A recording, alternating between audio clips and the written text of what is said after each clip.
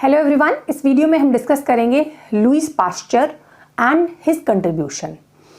तो ये क्वेश्चन भी कई बार आया हुआ है, या तो लुईस पास्चर पे शॉर्ट नोट या फिर contribution of Louis pasture in microbiology, इस तरह से क्वेश्चन आया होता है। तो इसने जो है, या फिर इसकी जो थ्योरी है लुईस पास्चर की, वो क्या थी? What was the germ theory of Louis pasture, है ना। तो लुईस पास्चर जो है वो फादर ऑफ माइक्रोबायोलॉजी है। बहुत ही इंपॉर्टेंट क्वेश्चन है कि who is the father of microbiology. तो ये हैं आपके लुईस पास्चर, जिन्होंने सबसे पहले जो है माइक्रो ऑर्गेनिज्म को देखना शुरू किया, और इन्होंने बताया कि भाई कोई भी डिजीज़ है वो किसी ना किसी माइक्रो ऑर्गेनिज्म से ही होएगी, ऐसा नहीं है कि, और उसी का नाम था जर्म थ्योरी ऑफ डिजीज़, यानी कोई डिजीज़ है वो किसी ना किसी माइक्रो ऑर्गेनिज्म से होगी, ऐसा नहीं है। इससे पहले, इनसे टाइम से पहले मानते थे कि कोई बैड एयर इसको कर सकती है, या वेपर, है ना, जो वेपर्स होते हैं उनसे जो है आपका क्या कहते हैं, कोई डिजीज़ हो सकती है। तो उनका ये मानना था। उससे पहले इन्होंने बताया कि माइक्रो ऑर्गेनिज्म बड़े इंपॉर्टेंट होते हैं, इसीलिए इनको फादर ऑफ माइक्रोबायोलॉजी कहते हैं, क्योंकि इन्होंने ये ऑर्गेनिज्म को डिस्कवर करना धीरे धीरे शुरू किया और बताया कि हाँ, ज़्यादातर डिजीज़ हो या जो प्रोसेस है कुछ, उनमें रोल होता है आपका किसी न किसी माइक्रो ऑर्गेनिज्म का। He was father of chemistry in France. तो फादर ऑफ मतलब ये फादर ऑफ माइक्रोबायोलॉजी है, लेकिन he was a professor in chemistry. तो केमिस्ट्री लैब में काम करते थे और उनका मेजर काम होता था फर्मेंटेशन पे। तो अगर इनका कंट्रीब्यूशन आता है, कई बार सिर्फ पूछ लेते हैं कि 3 या 4 कंट्रीब्यूशन, तो आपको फर्मेंटेशन लिखना मस्ट है, क्योंकि फर्मेंटेशन पे शुरू में काम कर रहे थे, और उसी से फिर धीरे धीरे करते करते इनको माइक्रोबायोलॉजी में इंटरेस्ट आया और उन्होंने माइक्रोबायोलॉजी के आगे रिसर्च कर डाली। तो फर्मेंटेशन पे इनका वर्क था। अब मैं जस्ट पूछती हूँ कि फर्मेंटेशन क्या होता है। तो बेसिकली अगर आप फर्मेंटेशन को देखो तो फर्मेंटेशन एक प्रोसेस है कि अगर जैसे कार्बोहाइड्रेट हो, फर्मेंटेशन क्या प्रोसेस है कि कार्बोहाइड्रेट या फिर स्टार्च, है ना, इसको कन्वर्जन कर सकते हैं, कन्वर्ट हो जाते हैं इन दी एल्कोहल या फिर एसिड प्लस गैसेस, ठीक है ना। तो शुरू में आइडिया नहीं था कि फर्मेंटेशन जो प्रोसेस है वो किसके थ्रू होता है। तो फर्मेंटेशन बेसिकली ये प्रोसेस है। आपने देखा होगा कि जो खमीर उठाते हैं ना, जब आप स्पेशली साउथ इंडियन कुछ चीज़ें बनाते हैं, इडली वगैरह बनाते हैं, तो उसमें ना खमीर उठाया जाता है, ठीक है ना। तो वो जो है बेसिकली खमीर उठाना जो है फर्मेंटेशन प्रोसेस है। इससे ये जो फर्मेंटेशन है वो कुछ कुछ प्रोसेस को ख़राब भी करता है, ये हार्मफुल भी हो सकता है, फ़ायदेमंद भी हो सकता है। जैसे वहाँ पर जो हम बनाते हैं तो वो प्रोसेस जो है फ़ायदेमंद है, उसमें जो एसिड्स और ये सब बनते हैं उनसे डाइजेशन बेटर होता है। लेकिन कई बार होता है खाना बहुत टाइम तक रखा हुआ है, सड़ गया है, फर्मेंटेशन होना शुरू हो गया उसमें, तो वो हार्मफुल भी हो सकता है, वो फूड पॉइजनिंग कर सकता है। तो फर्मेंटेशन बेसिकली इस प्रोसेस को फर्मेंटेशन कहते हैं। तो इनके आने से पहले नहीं पता था कि फर्मेंटेशन किस वजह से होता है। तो इन्होंने बताया कि भाई ये एक बायोलॉजिकल प्रोसेस है ना, मतलब ऐसा नहीं है कि ऐसे ही बन गया, ये बायोलॉजिकल प्रोसेस है और ये किस लाइव ऑर्गेनिज्म से होता है ना। फिर बाद में पता चला कि हाँ भाई ये जो देखोगे तो बैक्टीरिया से होता है, या फिर यीस्ट से हो सकता है ना, मोल्ड से हो सकता है। तो ये सब बहुत सारे ऑर्गेनिज्म इसके लिए मे बी रेस्पॉन्सिबल, ठीक है। जो हम कहते हैं ना खमीर उठना एक्चुअली खमीर जो होता है वो यीस्ट होता है। तो बैक्टीरिया से, यीस्ट से, इन सबसे ये खमीर उठना वाला या फर्मेंटेशन प्रोसेस होता है। तो ही वॉज वर्किंग कि भाई ये क्या हो रहा है, क्यों कन्वर्ट हो रही है चीज़ें, कैसे बन रही हैं गैसेस, कैसे ये बन रहा है, क्या हो रहा है। तो he was working on the fermentation. तो इन्होंने बताया प्रिंसिपल ऑफ फर्मेंटेशन। तो इन्होंने बताया कि भाई ये जो फर्मेंटेशन प्रोसेस है ये माइक्रो ऑर्गेनिज्म से होता है, और ये मतलब बेसिकली बायोलॉजिकल लाइव प्रोसेस है, ऐसा नहीं है कि वैसे ही कोई केमिकल प्रोसेस हो। तो इनको समझ आया कि भाई हाँ, जीव कर रहा है, इसको ऑर्गेनिज्म कर रहा है, तब उनको माइक्रोबायोलॉजी में धीरे धीरे इंटरेस्ट आया। इन्होंने जो है, इनका नाम पास्चर है, तो उसी से याद रख लोगे आप, पास्चराइजेशन। तो इन्होंने जो है ही इंट्रोड्यूस्ड, मैंने पॉइंट्स लिख दिए, आप इसको थोड़ा सा एलोबोरेट करके लाइन्स में लिख सकते हो। He introduced the method of pasteurization of milk. जो हमारे पास पैकेट्स में दूध आता है वो पास्चराइज मिल्क होता है एक्चुअली। पास्चराइजेशन में और स्टेरिलाइजेशन, इन्होंने स्टेरिलाइजेशन की टेक्निक भी दी। तो देखो तीनों चीज़ें एक साथ सी हैं, फर्मेंटेशन, पास्चराइजेशन, स्टेरिलाइजेशन, ठीक है ना। तो इनको याद रखना आसान है, 3 चीज़ें आराम से आप बता सकते हो। फर्मेंटेशन मैंने आपको बता दिया क्या प्रोसेस होता है, पास्चराइजेशन और स्टेरिलाइजेशन। स्टेरिलाइजेशन एक्चुअली क्या होता है, sterilisation is complete absence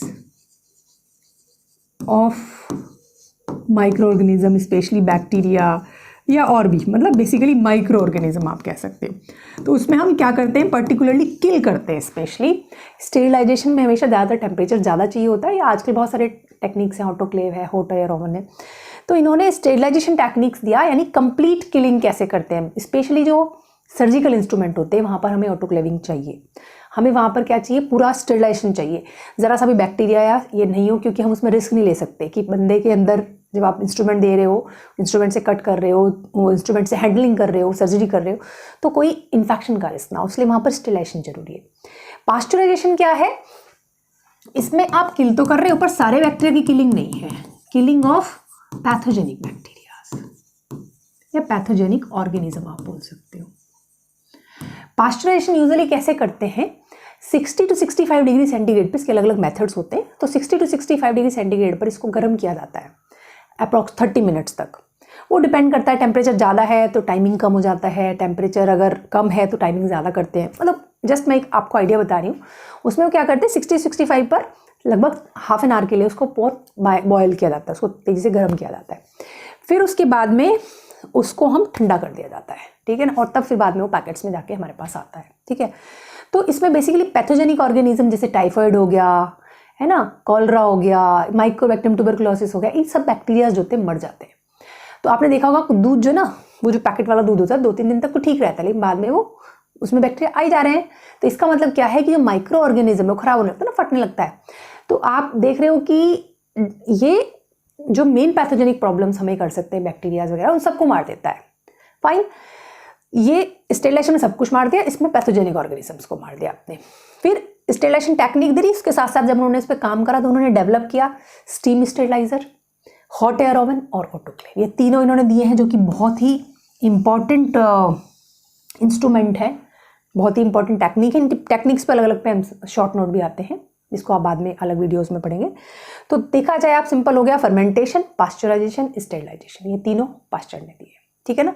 pasteurisation pasture के नाम से याद हो जाएगा आपको, फिर आप समझ जाओगे कि फर्मेंटेशन, पास्चराइजेशन, स्टेरिलाइजेशन, और ये भी इन्होंने डेवलप करे, ठीक है जी।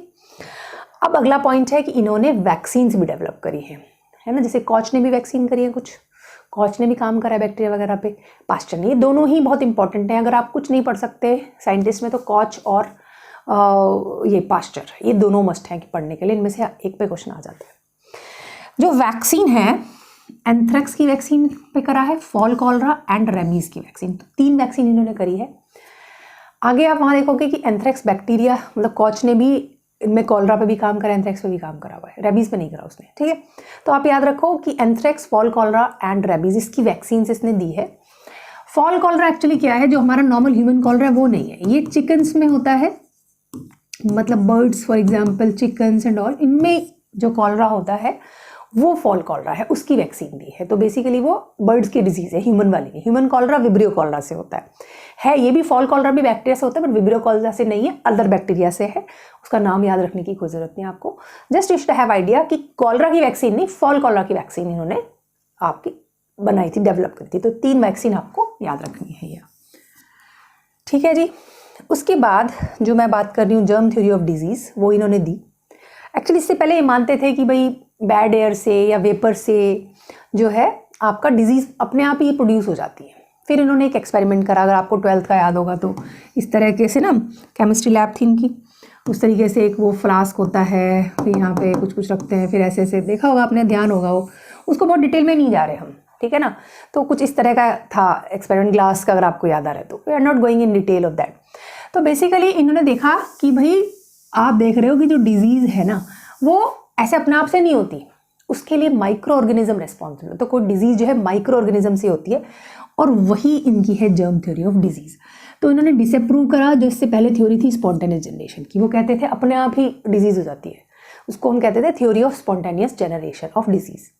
इसको डिस्प्रूव कर, नहीं भाई ऐसा नहीं है कि बैड एयर से या वेपर से हो गया। एक्चुअली होता क्या था, वो जो गंदी हवा कह रहे हैं या गंदा पानी कह रहे हैं, उसमें माइक्रो ऑर्गेनिज्म ही था, उसी को उन्होंने देखा कि हाँ भाई इससे होता है। तो जर्म थ्योरी ऑफ डिजीज़ थी। इन्होंने लिक्विड मीडिया दिया जो कि न्यूट्रिएंट ब्रॉथ है, तो न्यूट्रिएंट ब्रॉथ इन्होंने लिक्विड मीडिया उसको दिया है। न्यूट्रिएंट अगार होता है एक, न्यूट्रिएंट अगार जो है वो सॉलिड मीडिया है, जो आप प्लेट्स वगैरह में देखते हैं ना वो न्यूट्रिएंट अगार होता है। जो ट्यूब में रख के आप करते हो वो लिक्विड मीडिया है, लिक्विड है वो न्यूट्रिएंट ब्रॉथ है।